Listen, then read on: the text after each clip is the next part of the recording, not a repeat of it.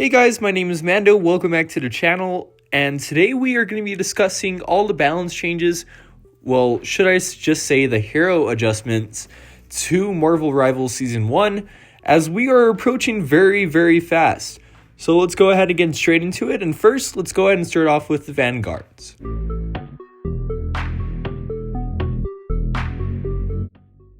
Let's go ahead and start off with Captain America. Captain America, aka Steve, will receive some enhanced survivability, allowing more frequent entering and exiting of the combat. Reduce the delay time for shield restoration after releasing Living Legend from 3 to 2 seconds. Reduce Liberty Rush cooldown from 12 to 10 seconds. Increase base health from 650 to 675. Reduce the energy cost for releasing Freedom Charge ultimate ability from 3,400 to 3,100. Reduce the additional health provided per second to self after releasing it from 110 to 100. So this is a pretty big buff for Captain America. He's probably definitely going to get used more, but he's definitely going to be maybe reliable, but we'll have to see. Next up, Doctor Strange will be reducing the threat range and increasing the defense window of the Sorcerer Supreme. Add damage falloff to Maelstrom of Madness and Gamma Maelstrom, starting at 5 meters and reducing to 70% at 8 meters. Slightly decrease shield value recovery rate after releasing Shield of the Seraphim from 80 seconds to 70 seconds. So this is a slight nerf to Doctor Strange, but we'll have to see how that goes. For Thor, though, the God of Thunder could use some slightly increased survivability and improve the success rate to his ultimate ability. So they increased his base health from 500 to 525, and they added immunity to control effects during God of Thunder. So this is a pretty big buff for Thor as well too. I would say he's already good, but at the same time, he does need a little bit of work on him. But for Hulk, though, apparently everyone uses Hulk, and he's so good that they have to nerf him a little. They reduced the Indestructible Guard Gamma Shield value for Hulk from 250 to 200. So I guess it was just a shield, actually. So I don't know what I'm really talking about. But at the same time, I guess people know how to use Hulk a lot. For Venom, though, he is getting a buff. With increased survivability and the threat of his ultimate ability, the Symbiote Menace will strike fear into the backlines of all enemy teams. Increases symbiotic resilience bonus health ratio gain per lost health point from 1 to 1.2.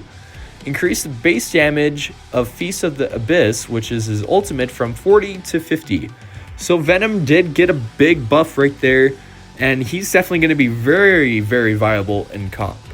Now let's go ahead and get straight into the Duelist.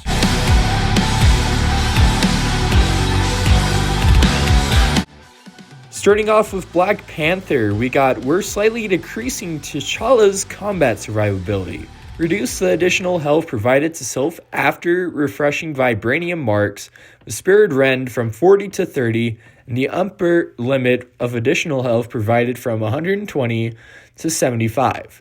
So oh my god, I'm sorry. I am kind of getting sick at the same time, so bear with me here. But they are slightly buffing Black Panther, so I like to see that. Honestly, Black Panther is kind of weak, but at the same time, he is kind of strong, but that's even more of a big buff. For Black Widow, though, she was very much in need of optimization when evaluating the release, experiencing of her abilities, as well as a slightly increase to the threat of her ultimate ability. Evaluate. I can't really speak right now, but yeah, here we go. They increased the range of the first effect of the Edge Dancer from 3 meters to 5 meters. So it's a radius, actually. 5 meter radius. It used to be a 3 meter radius. They reduced the time required for Fleetfoot to recover from 0 stamina to full from 12 to 4 seconds. And they reduced the time required for Electroplasma Explosion ultimate ability to reach maximum power from 1 to 6 or 0.6 seconds. But yeah, Black Widow definitely needed some work on her kit, so that is definitely perfect. For Hawkeye, though, he is getting a nerf. We already know that. We'll be decreasing the medium-long range damage compatibility, reducing the threatening combat radius, and slightly improving the close combat resistance for the Avenging Archer. Slightly reduce the spread angle between every 2 blast arrows. Reduce the triggering distance of passive ability Archer's focus from 60 to 40. Reduce the maximum additional damage of the passive from 80 to 70.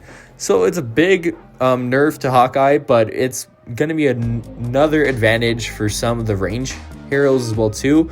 Hela is just getting a slight decrease on her base health, it looks like, but also some adjustments. The Goddess of Death has been a menace and will slightly decrease her combat strength.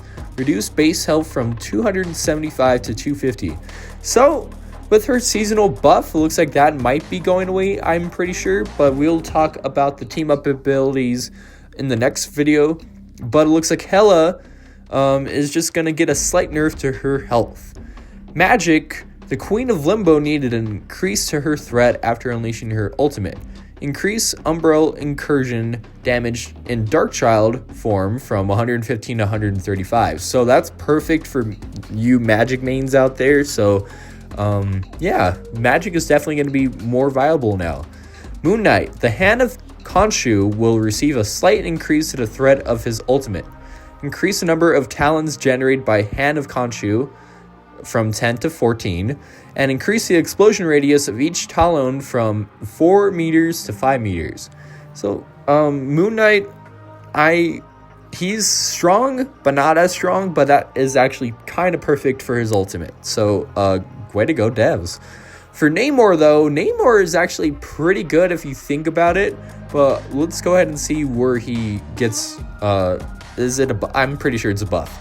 Just a throw and feel of Monstro Spawn and Frozen Spawn. Now, Namor can more accurately throw them to the desired location. So that's a rework to his throwables, you know, the squid things. Well, yeah, there you go. He's finally got something for us to play with now. For Psylocke, we'll be providing more options for other heroes to counter the Demon Slayer's ultimate. Now, Dance of the Butterfly, which is her ult, will check for barriers including Magneto's Metal Bulwark and Hulk's Indestructible Guard. The Punisher, we're slightly increasing the damage compatibility of Frank's weapons, slightly reduce the spread of deliverance and adjudication. I don't know court names. I don't know. I'm sorry. Scarlet Witch, though, we're increasing Wanda's combat strength when she's facing duelists or strategists. Oh my god. Increase Chaos Control's fixed damage from 50 to 60. Reduce the percentage damage per second from 5 to 3. And increase whatever the name is called. I am not going to butcher that. Projectile damage from 30 to 35. I am not even going to try. But it looks like Scarlet Witch is definitely getting a huge buff for this season. But this one is the most excited one that I'm ready for, and it's for Storm. The Weather Witch needed an overall increase to her damage capability. We're also optimizing the feel of her left-click projectile and the release experience of her ultimate ability. And going back to the Scarlet Witch thing, by the way, yeah, I've tried to say it multiple times. I'm still not going to say it. They increased her wind blade projectile speed from 100 to 150 and left click damage from 50 to 55.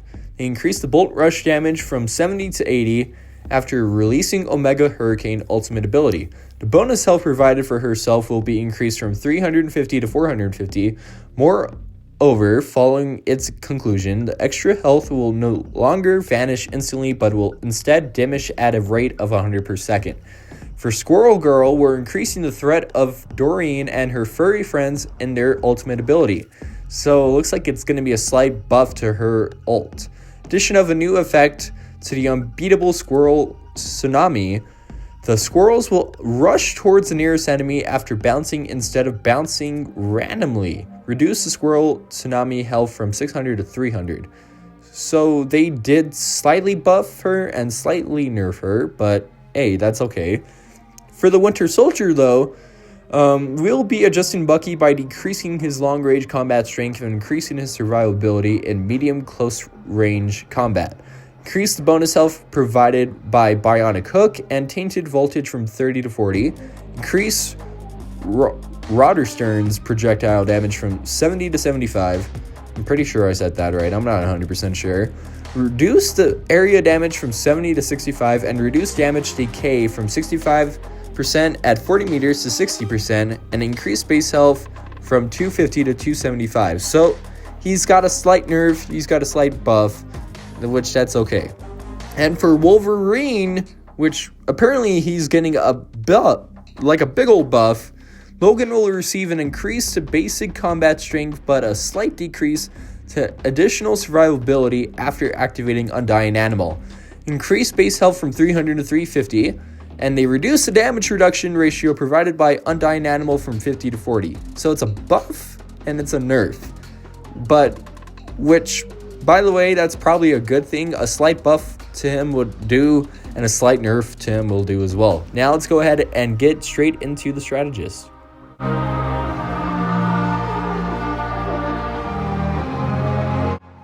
Now for the strategist. Cloak and Dagger. Ty and Tandy will receive an increase to their healing compatibility as well as an expansion to coverage area of their ultimate. Reduce Dagger storm cooldown from 15 to 12 and increase the number of dashes in Eternal Bond, their ultimate, from 3 to 4. So that's perfect for you Cloak and Dagger mains out there. They seem pretty good anyways, but hey, that's a good buff right there. Now, Jeff. Literally Jeff. They adjusted Jeff's ult range from a 10 meter sphere to a 10 meter radius, 5 meters high cylindrical spell field.